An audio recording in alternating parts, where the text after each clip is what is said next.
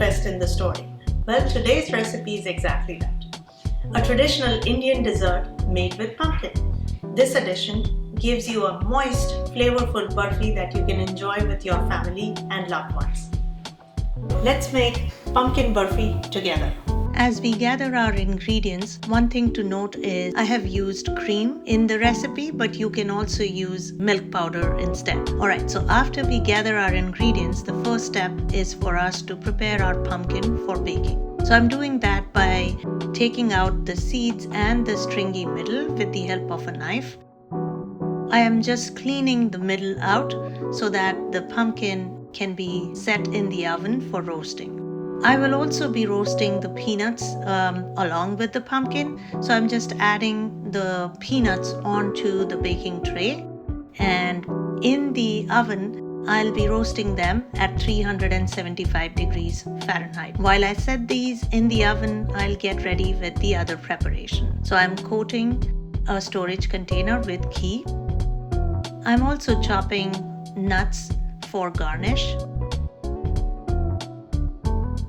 And now it's time to take out the peanuts. It's been about 10 minutes and the peanuts are nice and aromatic. So I'm just taking out the peanuts with the help of a spoon, taking care not to burn myself. And then I continue roasting the pumpkin for another 20 minutes. I'm now going to grind the peanuts in my food processor.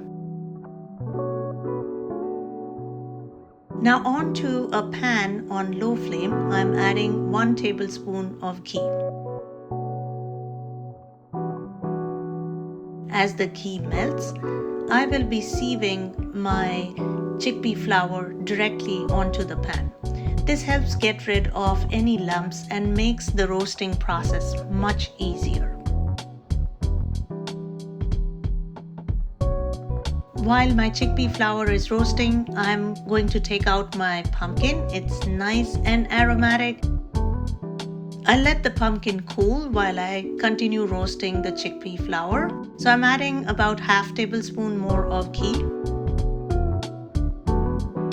And now my pumpkin has cooled down, so I'm taking out the peel with the help of a knife. The pumpkin is nice and soft, so it is easy for me to work with. Taking out any of the hard pieces, and with the help of a potato masher, I'm just mashing it into a paste. This is the texture I am looking for. Look how beautiful the pumpkin is, and it is ready to be added to our chickpea flour. Going back to our chickpea flour, it is nice and beautifully golden now. We'll take a closer look. There you see such a beautiful golden color. And now we'll add all of the mashed pumpkin into the pan directly. And I continue roasting them on low to medium flame at this point.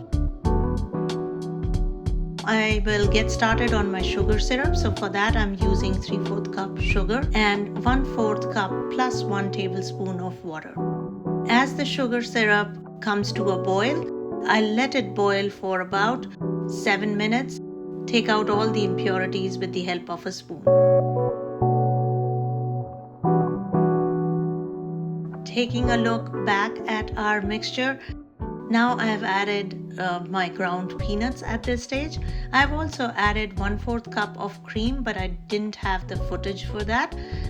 You can also completely skip it, or you can use milk powder instead. I'm adding in 1 teaspoon of cardamom powder for that beautiful aroma.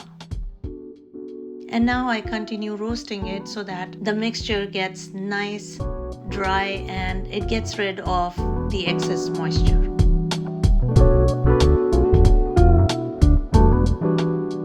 At this stage, I'm adding in half a tablespoon more ghee, and now I'm ready to add in my sugar syrup.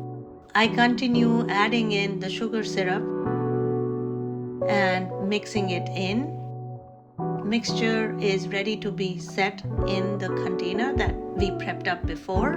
So just with the help of a spatula, I'm transferring the contents onto the container and I'll just flatten out the mixture